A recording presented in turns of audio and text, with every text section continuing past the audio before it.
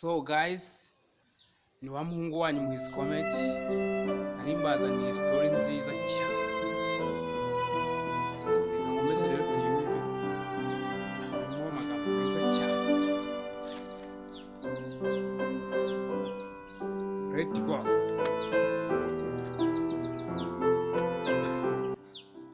Senda hera byari mu mwaka wa 2010. Nari mfite imyaka 10.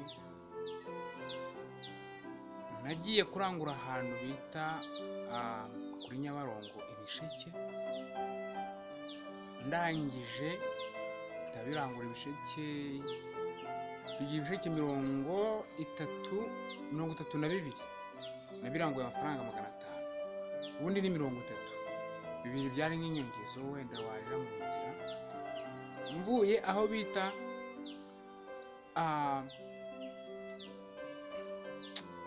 mu Ruhango, uciye aho bita mu Gashyushya bwa Rugobagoba mu Ruhango. Naranguye ibisheke Nyabarongo ndataha. Byari saa 4 z'amanywa. Nari nazindutse saa 8 njya kurangura ibisheke kugira ngo nasanga abandi babimaze. Ndangura ibisheke ndikorera ndataha. Ngeze ahantu ndi bubijyane aho ngaho iwacu mu Ruhango, mu isoko ryo mu Ruhango Kinazingira ngo abenshi barahazi. Ndangije ibisheke ndabyikorera ndagenda ngeze i Rugobagoba impande y'umuhanda. Byari saa 4:30. Nananiwe ndicara ndaryama ahantu mu twatsi hepfo y'umuhanda ahantu mu biti. Abantu bancaho, abantu benshi cyane bancaho wenda atari uko bambonye bandeba. Urabona iyo usa nabi abantu bagufata nk'ikintu cy'igisambo cyangwa wenda nk'umuntu utuje cyangwa wenda w'umusazi. Ndangije ndabyuka njya noneho aho mbitegeye ndebe kugira ngo hari umuntu ushobora kuba wafasha. Abantu birangije mbura n'umwe wafasha. Reba guhera saa 8 ni nk'igice kugeza saa 11 nta muntu wari wakubaza ngo yewe. Urebe ukuntu abantu babaye babi. Ndangije haciyeho umugabo uri mu modoka y'ivatiri, umugabo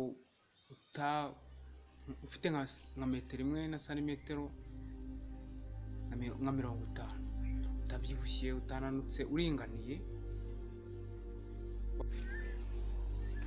Uwo mugabo yarambajije ngo yewe umuntu. Ndamubwira ngo yego. Ese urava ukajya he? Ndamutekereza neza mubwira ko uvuye kurangura ibisheke. Ese birunguka ngahe? Ndamubwira ngo birunguka amafaranga 200 yonyine. Iyo gihe abantu murabyibuka ko 2010 amafaranga 200 y'amafaranga menshi cyane.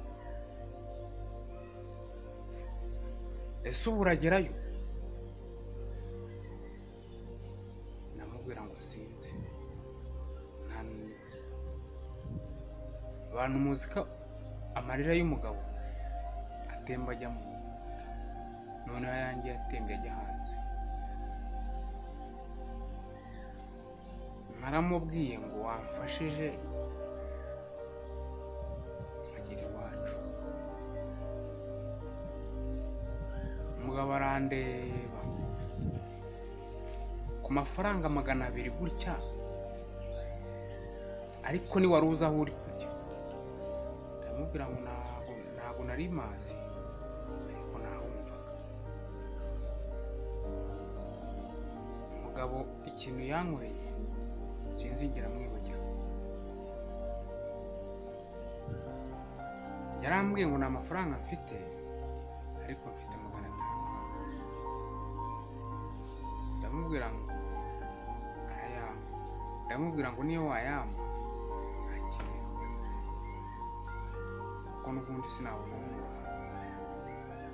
Ikintu yankoreye, yafashe imodoka ye ahambiraho ibisheke, tugera mu modoka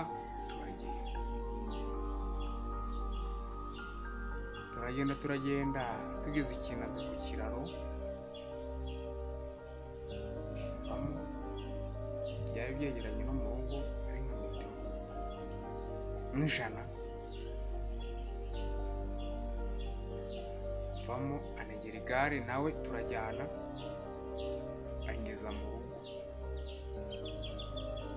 nk'ibisheke byanjye.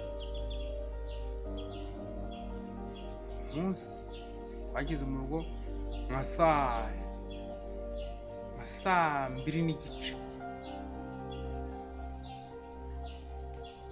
Mu rugo arangije asubira inyuma mu modoka ye arataha. Yari umugabo w'i Kigali, we nabwo yari yigiriye mu mashengesho i Kanyarira, niba muhazi, mu karere ka Nyanza, niba ari Nyanza, niba ari Nyanza, niba atari mu Ruhango. Uwo mugabo aho ari hose n'imyaka mfite kugeza ubu ndacyamwibuka. Bantu mwige kugira umutima, mugire umutima ukunda kandi wakinnye.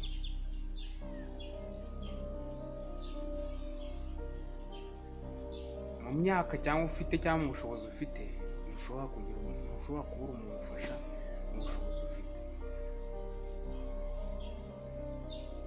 Ngiye gutanga ese ntawamenya. Umuntu uhagaze uritonda utagwa, isi nisakaye. Uwo mwahuye uzamuka, uwo amanuka nawe mwahura umanuka, nawe azamuka. Intebe wicayemo wayivamo undi akayicaramo, witonde. Wiwe kugira umutima utanga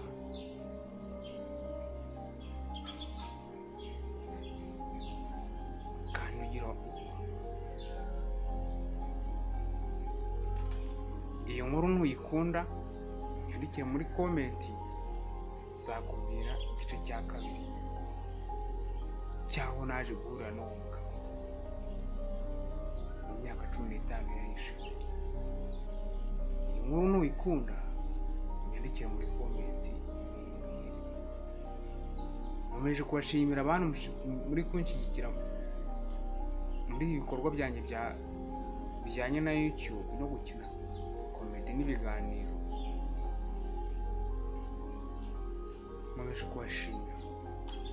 Ushobora kwibwira ko buri muntu wese ukina ibijyanye na YouTube yagafashe, cyangwa wenda bamuhembye.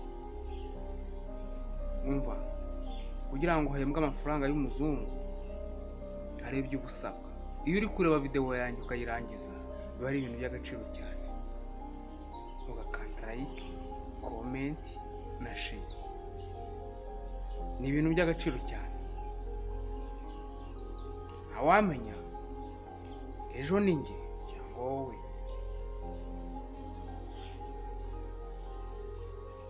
Nukenera igice cya kabiri, nyandikire muri komenti, nzakibona. Samura.